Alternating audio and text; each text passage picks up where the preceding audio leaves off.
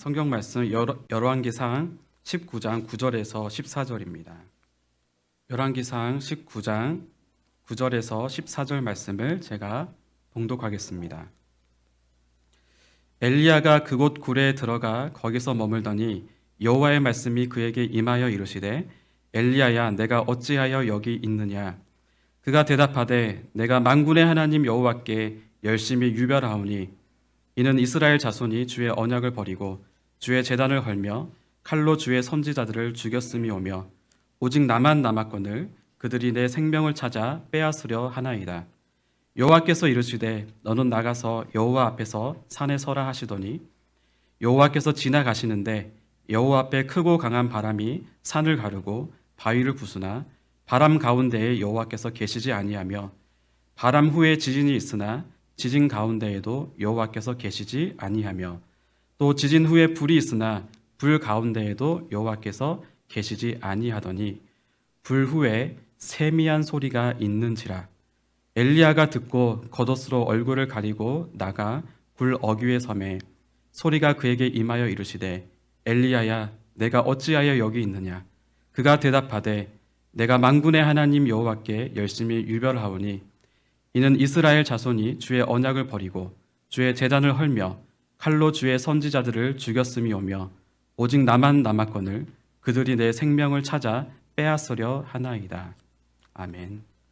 여러분 드라마 자주 보십니까? 드라마 많이 보고 계십니까? 저는 드라마를 보시는 분들을 보면 그 긴 스토리를 계속해서 이해하고 보시는 것을 보면서 참 존경스러운 마음이 듭니다. 저도 드라마를 좀 많이 보면서 세상 돌아가는 이야기를 좀 듣고 싶은데 이게 짧은 드라마도 한 12부작, 16부작 이렇게 하니까 시간적으로 부담이 돼서 보기가 좀 힘들더라고요.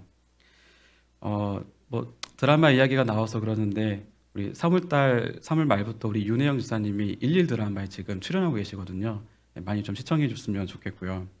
이 11 드라마도 보니까 적어도 한 120부작 정도는 이렇게 하더라고요. 그래서 저도 전부 보기는 좀 힘들고 노력해서 좀 찾아보려고 하고 있습니다. 혹시 그 25년 전에 1996년에 첫사랑 드라마 혹시 다들 기억하시나요? 많이들 기억하고 있을 겁니다. 아마 그 당시에 한국에 살고 있는 분들이라면 거의 다 아마 보셨을 것 같아요. 시청률이 최고 65.8%를 받은 엄청난 사랑을 받았고 또 지금까지도 드라마 시청률의 1위를 하고 있습니다. 근데 이 첫사랑 드라마가 56부작이었습니다. 저도 봤는데 제 중학생 때 봤거든요. 그때 그 긴 드라마를 어떻게 다 봤나 좀 싶습니다. 그런데 그만큼 아주 긴 스토리가 있었을 것이고 또 아직까지 기억하는 것을 보면은 나름대로 깊은 그 여운을 갖고 있었던 것 같습니다. 그런데 점점 시간이 갈수록 드라마를 제가 보지 않게 되고 그러면서 선택한 것이 영화를 보기 시작을 했습니다. 한 2시간 정도 길면 길고 짧으면 짧은 시간에 나름대로 감동도 받으니까 영화를 보는 거 괜찮더라고요. 그런데 또 언젠가부터는 TV에서 음악 프로그램을 그렇게 많이 또 하게 되더라고요. 그래서 이런 음악 프로그램의 특징을 가만히 보면은 5분도 안 되어서 그 5분도 안 되는 그 짧은 시간에 전율을 느낄 만한 그런 감동을 받을 수가 있다는 거예요. 그러면서 제가 느꼈던 것은 저를 포함해서 많은 현대인들이 점차 이렇게 감동을 받는 시간이 좀 짧아지고 있다. 그리고 그 감동의 여운도 그렇게 오래 가지 않는 것 같다라는 그런 느낌을 받았습니다. 이런 모습이 현대인의 특징 중에 하나이지 않을까 싶은데 그런데 이런 특징은 하나님을 믿는 성도들에게도 그 영향을 주게 됩니다. 그래서 어떤 찬양 한 곡을 정말 강하게 임팩트 있게 부르게 되면은 좀 그것으로 내가 좀 채워진 것 같고 또 한번 내가 눈물 콧물 다 이렇게 흐르면서 하나님께 기도하게 되면 뭔가 좀 충만해진 것 같고 그리고 은혜로운 설교를 한번 딱 듣고 나면은 정말 이걸로 내가 일주일은 살 수 있겠다 그런 생각을 갖게 되는데 자고 일어나면은 어디론가 다 사라져 버려서 스스로에게 시험이 들기도 하고 또 실망하는 그런 일도 있습니다. 그러나 하나님은요, 우리에게 정말 아주 긴 시간을 투자하셔서 우리를 빚어가시고 계시는 그런 분이십니다. 그러니까 어떤 강력한 한방이 아니라 때로는 너무 좀 무미건조하다라고 느낄 때라도, 그래서 아주 천천히 또 아주 부드럽게 우리를 이끌어 가시고 우리를 인도해 가신다는 것입니다. 그래서 하나님은 우리의 정신을 막 빼놓을 만큼 아주 큰 소리로 치시면서 다가오시는 분이 아니고 세미한 소리로 말씀하시면서 우리의 인생의 길고 긴 여정을 함께 하십니다. 그러면서 하나님은 이걸 하고 싶은 거예요. 내가 이런 존재이다. 나는 너에게 이런 하나님이다. 그 관계를 우리에게 설명을 해주시며 또 설득해 나가시는 게 바로 하나님의 일이시고 우리의 인생인 것입니다. 오늘 본문 말씀은 구약의 아주 위대한 선지자 엘리야가 등장합니다. 엘리야는 소위 갈멜산 대결에서 엘리야 혼자 바알과 아세라 선지자 850명을 상대로 승리합니다. 그런데 이 대결하는 곳에 북이스라엘의 그 아합 왕이 있었는데 이 아합 왕이 아내인 이세벨에게 이 사건을 전하게 되죠. 그런데 이 이세벨은 이 바알과 아세라를 북이스라엘로 자기 나라로 끌고 들어온 장본인이었고, 그래서 이 850명이나 되는 그 우상의 선지자들을 다 죽이게 되니까 이 이세벨이 굉장히 단단히 화가 난 거죠. 그래서 이세벨은 엘리야에게 너를 반드시 죽이겠다라고 아주 크게 협박을 합니다. 열왕기상 19장 2절을 제가 읽겠습니다. 이세벨이 사신을 엘리야에게 보내어 이르되 내가 내일 이맘때에는 반드시 내 생명을 저 사람들 중 한 사람의 생명과 같게 하리라. 그렇게 하지 아니하면 신들이 내게 벌 위에 벌을 내림이 마땅하니라 한지라. 너를 반드시 죽이겠다라고 하는 그 이세벨의 말을 들을 때 엘리야의 심정이 어떠했을까요? 엘리야는 850대 1로 그 대결에서 승리하게 되면 뭔가 세상이 좀 바뀔 것으로 생각을 했습니다. 잘 아시는 것 같이 이 대결은 그냥 작은 동네에서 이루어진 게 아니거든요. 한 나라의 왕이 참여했고 백성들을 모아서 그 나라의 우상 숭배자, 우상의 선지자들을 불러 모아서 치렀던 아주 공식적인 대결이었습니다. 그 대결에서 이겼는데 결국에는 돌아오는 것은 엘리야 너를 죽이겠다. 이게 결론으로 다가왔던 것이죠. 그래서 엘리야는 자기 목숨을 살기 위해서 도망쳤습니다. 사실 엘리야가 이 바알의 선지자들과 대결을 한 것을 이기긴 했지만 그 과정이 얼마나 힘들었겠어요. 850대 1입니다. 그 부담감이 엄청 컸었겠죠. 그래도 그렇게 힘들고 지치더라도 여러분도 그러시잖아요. 아무리 힘들고 어려워도 결과가 좋으면은 그래도 마음은 좀 편할 수가 있잖아요. 아마도 엘리야도 힘들게 싸웠지만 그 어려운 대결에서 이겼기 때문에 지친 몸과 마음 가운데서도 하나님 안에서의 그런 위로와 안식을 누리고 있었을 것입니다. 그렇게 한번 추측을 해볼 수가 있습니다. 그리고 이 대결 바로 직후에 이런 일도 있었습니다. 3년 동안 비가 내리지 않았었는데 바로 이 엘리야의 기도를 통해서 비가 다시 내리게 되었었습니다. 그러니까 이 갈멜산 대결의 승리와 함께 멈췄던 비를 내리게 한 놀라운 일을 바로 엘리야가 했고 엘리야를 통해서 그런 일이 일어났다는 것입니다. 물론 이 대결에서 승리하는 것과 비를 내리게 하신 것은 하나님이 그렇게 하셨죠. 하지만 엘리야를 통해서 이런 일이 일어났으니까 엘리야 스스로도 의기양양했을 것이고 하나님이 정말 나와 함께 하시는구나. 하나님이 나를 통해서 이 위대한 역사를 쓰셨구나. 그렇게 생각을 하면서 정말 영광스럽게 여겼을 것입니다. 그런데 엘리야에게 돌아온 것은 엘리야의 생명을 바알의 선지자들과 똑같이 만들어버리겠다. 엘리야를 죽이겠다라고 하는 그런 협박만 돌아왔던 것입니다. 이 협박 때문에 이 이세벨이 보낸 이 전략 때문에 엘리야는 지금 육체적으로도 굉장히 피곤할 텐데 순식간에 정신적으로 또 영적으로까지 절망감을 느끼게 되고 결국에는 그 죽음의 위협 속에서 지금 도망을 가는 것이죠. 그렇게 도망치며 도망치다가 이제 이쯤이면 됐겠다 싶은 곳이 바로 브엘세바였습니다. 그리고 이 브엘세바의 로뎀나무 아래에서 엘리야는 하나님께 부르짖죠. 하나님, 저의 생명을 이제 좀 거두어 주십시오. 열왕기상 19장 4절에 이렇게 말씀하고 있습니다. 자기 자신은 광야로 들어가 하룻길쯤 가서 한 로뎀나무 아래에 앉아서 자기가 죽기를 원하여 이르되 여호와여 넉넉하오니 지금 내 생명을 거두시옵소서. 나는 내 조상들보다 낫지 못하니이다 하고. 그러니까 엘리야가 하나님, 저 이제 그만하고 싶습니다. 이제 제 생명을 좀 거두어 주십시오.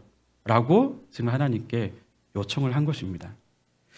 그런데 하나님은 이 엘리야의 외침에, 엘리야의 말에 침묵하셨습니다.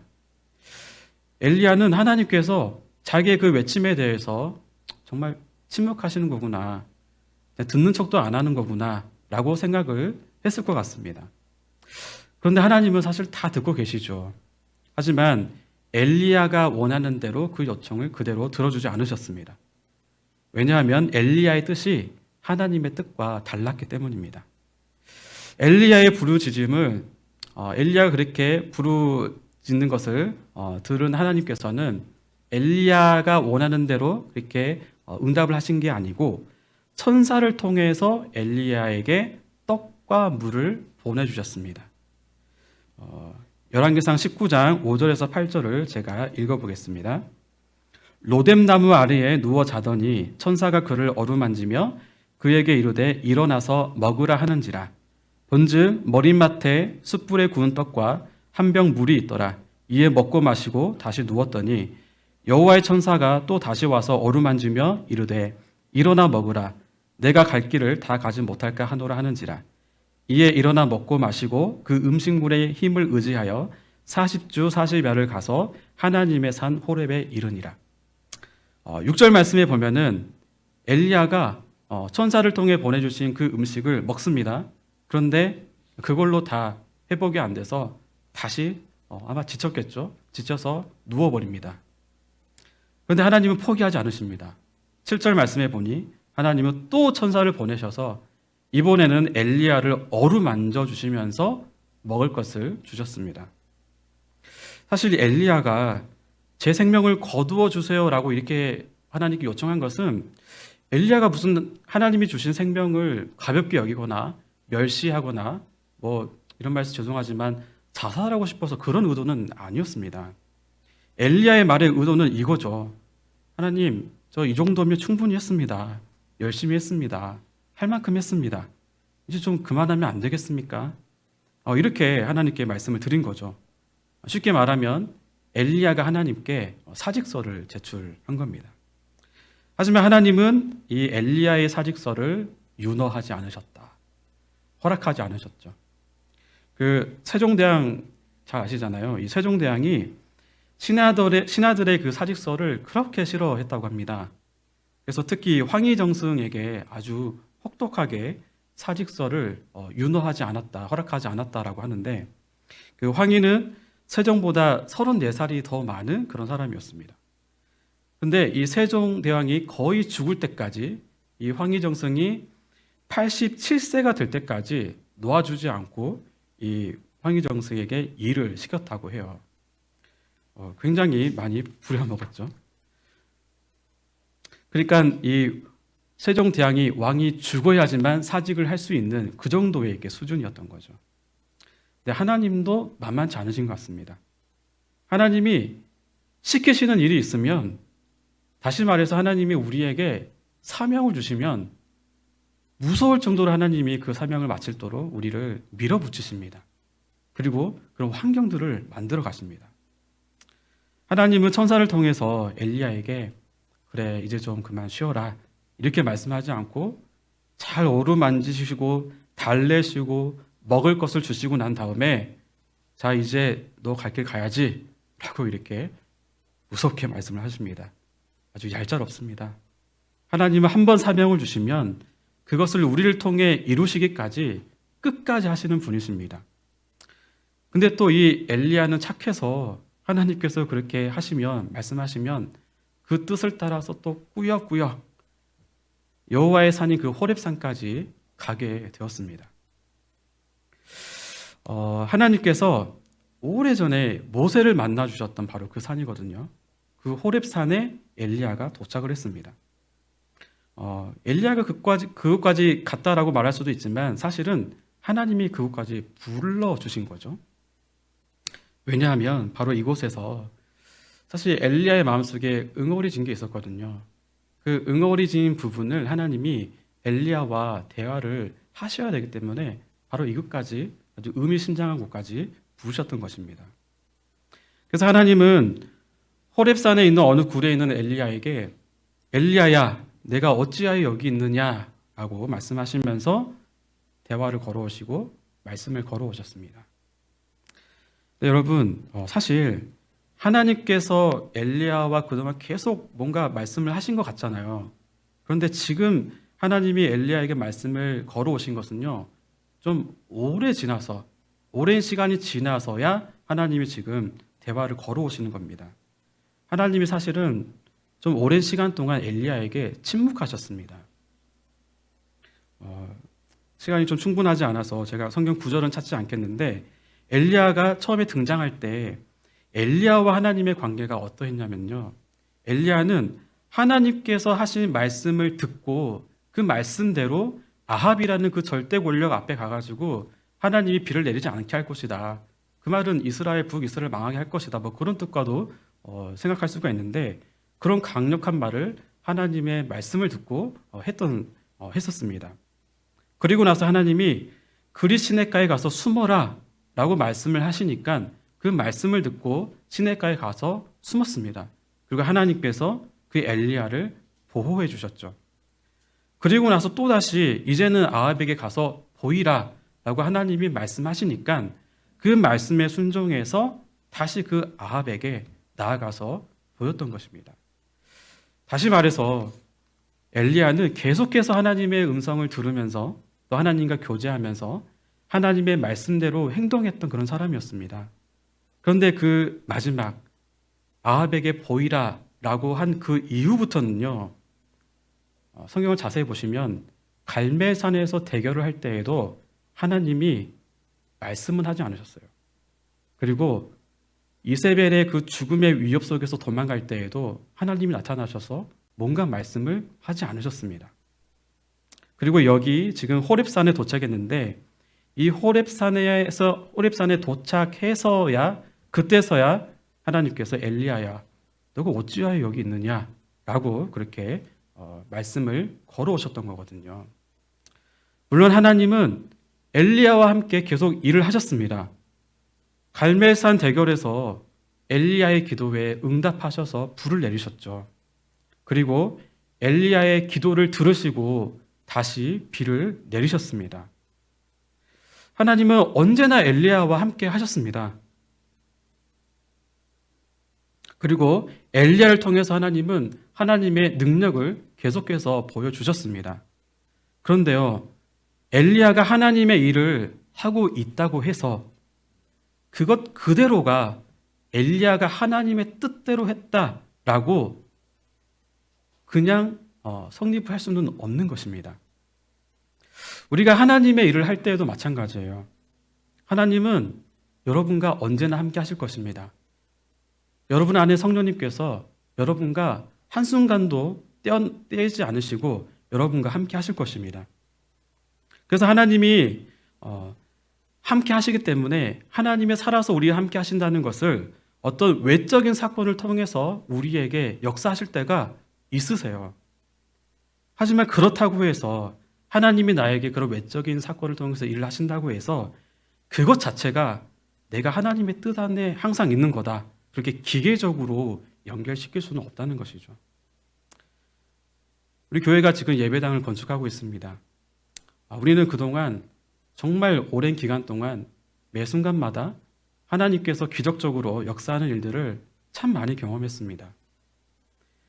특별히 이번에 금식하면서 기도할 때에 정말 기적적인 일들이 정말로 일어났고, 그래서 그동안 건축을 위해서 계속 하셨던 분들이라면, 또 이번에 금식하며 하나님께 기도하셨던 분들이라면, 하나님께서 이 건축을 통해서 하나님의 능력을 우리에게 보여주시는구나, 우리와 함께 하시는구나, 하나님께서 우리 교회와 함께 하시는 것을 우리가 다들 경험하셨을 것입니다.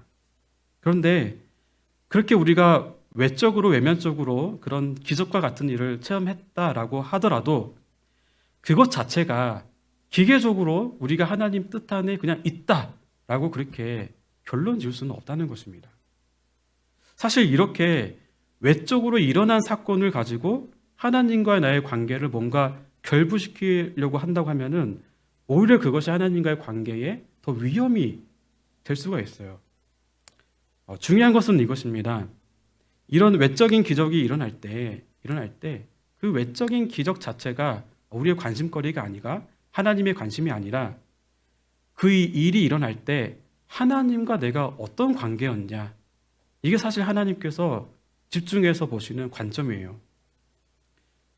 반대로 어떤 기적과 같은 일이 우리 일상에 일어나지 않는다 할더라도 역시 중요한 것은 그 가운데 내가 하나님과 어떤 관계에 있느냐, 하나님은 항상 거기에 초점을 두십니다.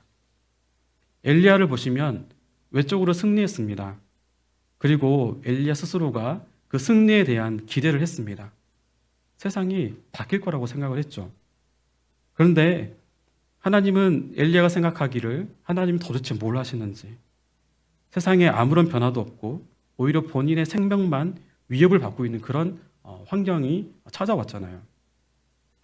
바로 이때 엘리야에게 하나님께서는 엘리야야 어찌하여 내가 여기 있느냐라고 질문을 하신 것이고, 그 질문에 엘리야는 이렇게 대답을 합니다. 19장 10절입니다.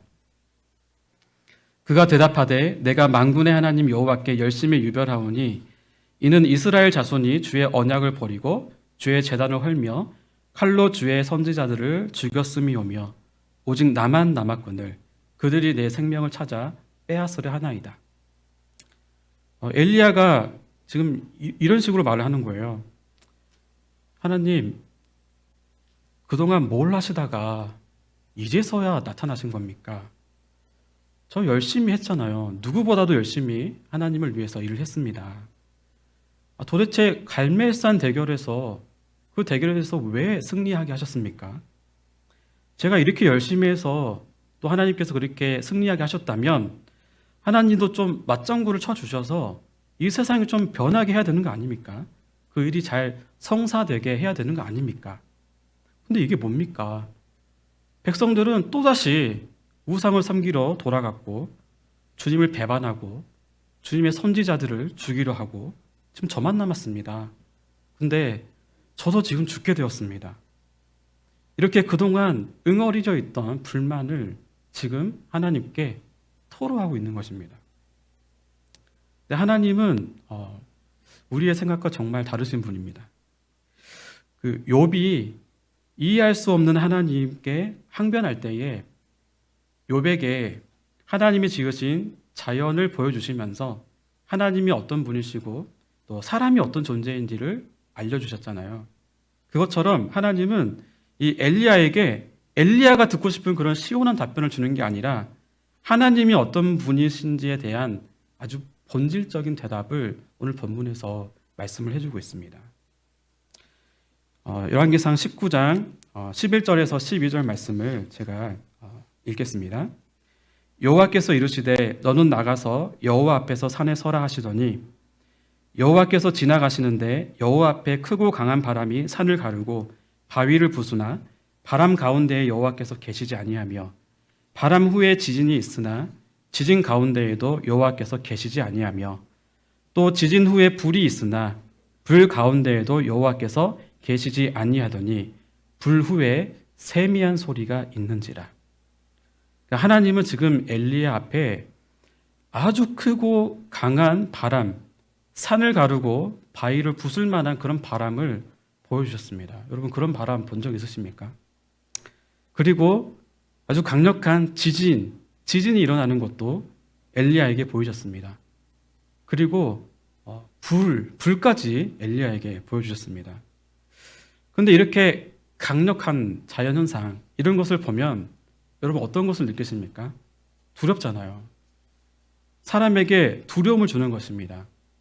그런데 하나님은 그렇게 두려움을 느끼게 해서 그 두려움 가운데 종속시키는 방법으로 하나님을 보이지 않으셨고 나타내지 않으셨습니다. 그런데 불 후에 세미한 소리가 있었다고 하는데 그 세미한 소리에 하나님이 계셨다라고 성경은 말씀하고 있습니다.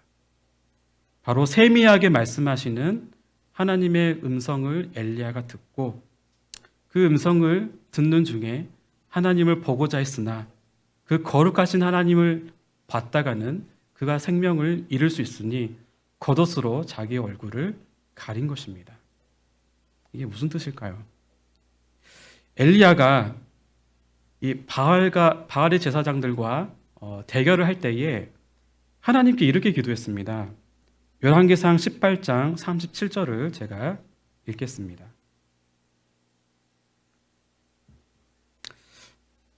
네, 이 구절은 같이 읽었으면 좋겠네요. 열왕기상 18장 37절 말씀 앞에 나오죠? 같이 한번 읽어보도록 하겠습니다. 시작. 여호와여 내게 응답하옵소서, 내게 응답하옵소서. 이 백성에게 주 여호와는 하나님이신 것과 주는 그들의 마음을 되돌이키심을 알게 하옵소서 하매. 그러니까 엘리야는 하나님께 백성들이 여호와 하나님이 참 하나님이심을 알게 해달라고 기도했습니다. 그리고 그 하나님을 발견한 백성들이 다시 하나님께로 되돌아오게 해달라고 기도하셨습니다.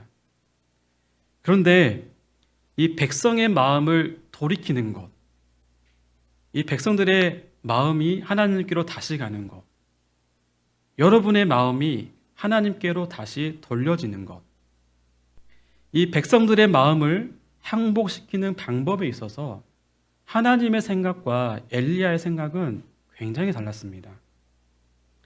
엘리야는 우리처럼 뭔가 강력한 것으로 사람의 마음을 변화시킬 수 있고 사람의 마음을 살 수 있다라고 생각을 했던 것 같습니다. 힘으로 제압하고 너 그렇게 하면 안 돼 라고 말을 하고 또 하나님이 얼마나 크신지 그 능력을 보여주면 그 능력에 아주 제압을 당해서 하나님께로 돌아갈 수밖에 없는 그런 정도로 엘리야가 생각을 했던 것 같습니다. 그리고 그런 부분에 있어서 엘리야는 아주 특심을 갖고 사명을 가지고 그 일을 행했던 거죠. 그런데 하나님의 방법은 달랐습니다. 하나님께서는 백성의 마음을 그런 식으로 사지 않으셨습니다. 하나님께서 백성의 마음을 사시는 방법, 하나님께서 백성의 마음을 얻으시는 방법, 또 하나님께서 여러분의 마음을 사시는 방법, 하나님께서 우리의 마음을 얻어내시는 방법은 크고 강력한 힘이 아니고 또 우리가 두려움 때문이 아니고 죄로 인해서 그것 때문에 하나님이 무서워서 살고 싶어서 그런 식으로 우리를 이끄시고 그런 식으로 우리를 하나님께로 인도하시지 않는다는 것입니다. 사실 이스라엘 백성만큼 하나님의 권능을 경험했던 그런 민족이 없었잖아요. 홍해를 가르치는 하나님을 경험했습니다. 열 재앙을 일으키신 하나님을 두 눈 똑똑히 봤습니다. 그러나 이스라엘 백성의 반응은 어땠죠? 계속 원망했습니다. 하나님께 등을 돌리기가 일쑤였습니다. 하나님은 다 알고 계십니다. 하나님이 보이신 그 능력, 그런 기적으로 하나님이 얼마나 크신 분인지에 대해서 보여주실 수는 있지만 그것으로 사람의 마음을 산다거나 사람의 마음을 항복할 수는 없다. 사람의 마음을 사서 하나님을 순수하게 사랑하게 만드는 것은 그런 식으로는 아니다라는 것을 하나님 너무나도 잘 아시죠. 우리도 아마 그런 일들을 경험했을 것입니다. 누군가가 우리에게 협박을 해서 이렇게 해라라고 할 때 우리 마음 잘 안 따라지잖아요. 근데 우리의 마음을 감동해서 우리에게 온화한 말로 뭔가를 알려주고 고치려고 할 때 우리는 자발적인 마음으로 그것을 따라가게 하려고 합니다. 그래서 하나님은 홍해와 같은 아주 큰 권능을 보여주신 다음에 즉시로 어떻게 하신 줄 아십니까? 바로 이스라엘 백성을 광야로 인도하셨습니다. 왜냐하면 광야로 인도하신 것은 아무것도 없는 곳에서 나만 좀 봐라. 나만 좀 봐라라고 하는 것을 훈련시키기 위해서 광야로 인도하신 거예요. 하나님은 이스라엘과 시내산에서 언약을 하잖아요. 그거는 마치 결혼식과 같거든요. 그때 하나님이 이스라엘에게 당신을 어떻게 소개하신 줄 아세요? 세계가 다 내게 속하였다. 그러니까 우리식으로 말을 하자면 어떤 여자가 마음에 참 들어서 정말 결혼하고 싶어서 나 재산 아주 빵빵해. 내 아버지 이런 사람이야. 이런 식으로 그 여인의 마음을 사는 그런 과정과 같은 맥락입니다. 하나님의 능력을 보여주신 거죠.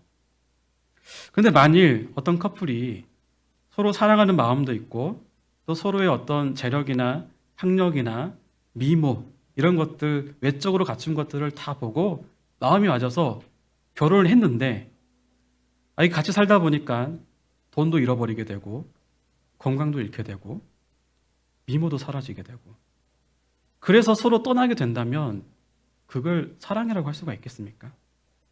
물론 우리는 사람이기 때문에 또 연약해서 그럴 수도 있을 것 같긴 합니다. 그럴 수도 있을 것 같습니다. 하지만 하나님은 결코 그럴 수가 없으십니다. 하나님이 우리에게 원하시는 수준, 하나님과 우리의 관계의 수준은 우리가 하나님의 소유를 바라보고 하나님의 그 능력을 바라보고 하나님의 그 기적을 바라보고 이런 것으로 관계를 누리는 것이 아니고 그 이상을 하나님은 원하십니다.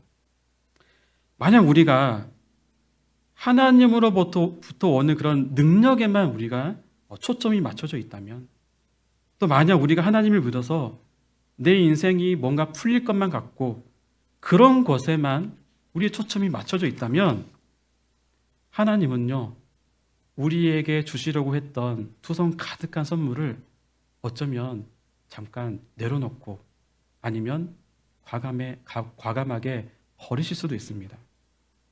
그러면서 하시는 하나님의 일은 끊임없이 내 손 말고 내 얼굴을 바라보도록 말씀을 하십니다. 그리고 그 말씀을 세미한 소리로 우리에게 말씀을 하십니다. 왜냐하면 하나님이 우리에게 원하시는 관계는 하나님이 우리와 맺고 싶어하는 그런 관계는 최종 목적지는 우리도 하나님 자체가 목적이 되고 하나님도 우리 자체가 목적이 되는 것 바로 그 지점까지 가는 것이기 때문입니다. 사랑하는 성도 여러분, 하나님께서는 우리 모두에게 오늘도 내일도 또 이전에도 계속해서 여러분을 오랜 긴 시간 동안 세미한 음성으로 말씀하시는 분이십니다. 그 세미한 음성을 귀를 기울여서 들으시길 바랍니다. 물론 이 세미한 소리는, 세미한 음성은 물리적인 소리를 말하는 게 아닙니다. 구체적으로 말씀을 드리자면 여러분이 들고 있는 성경 말씀이 하나님의 세미한 소리다라고 말씀을 드릴 수 있습니다. 그래서 여러분, 하나님은 성경 말씀으로 우리에게 계속해서 끊임없이 말씀을 해주십니다. 그리고 그 말씀으로 기도할 때, 그 말씀 가운데서 우리가 기도할 때, 기도하는 가운데에서 또 하나님은 색다른 하나님의 세미한 소리를 들려주십니다. 들으시는 분들 많이 있잖아요. 그렇기 때문에 여러분, 성경 말씀을 읽어야 됩니다. 하나님 말씀을 사모하십시오. 나의 인생에 어떤 기적으로 하나님을 만나려고 하기보다는 조용히 말씀하시고 세밀하게 말씀하시는 하나님의 말씀, 정말 오랜 시간 동안 준비하시고 정말 오랜 시간 동안 많은 이야기를 쏟아내셨던 그 하나님의 편지를 여러분 반드시 읽으시길 바랍니다. 그 말씀 속에서 하나님이 예수님을 통해 우리에게 주신 그 하나님의 사랑을 발견할 수가 있을 것입니다. 하나님의 손에 들려있는 것들, 우리가 지난주에도 경험했지만 그런 이적과 또 우리 개인적으로 삶의 형통함, 이거 사실 다 좋은 것이죠. 하나님 우리에게 주기를 원하십니다. 자녀된 우리에게 아버지께서 왜 주고 싶지 않으시겠습니까? 그런데 하나님은 이런 걸 원하세요. 원룸이어도 괜찮아. 너만 있으면 돼. 이런 태도, 이런 마음, 하나님을 향한 그런 순수한 사랑을 하나님은 우리에게 원하십니다. 그런 고백이 우리 모두에게 있기를 바랍니다. 그래서 주님을 향한 그 순수한 사랑이, 그 진실한 고백이 우리의 삶 가운데 충만해지고, 그래서 이렇게 큰 소리가 들려서 이쪽으로 쫓아가고, 또 이런 큰 소리가 들려서 이쪽으로 쫓아가는 게 아니라 그냥 말씀 안에서 끊임없이 우리에게 세밀한 소리로 말씀하시는 그 하나님 안에서 참 기쁨과 또 행복과 또 하나님의 사랑을 듬뿍 받으시는 성도님들이 다 되시기를 주님의 이름으로 축복합니다.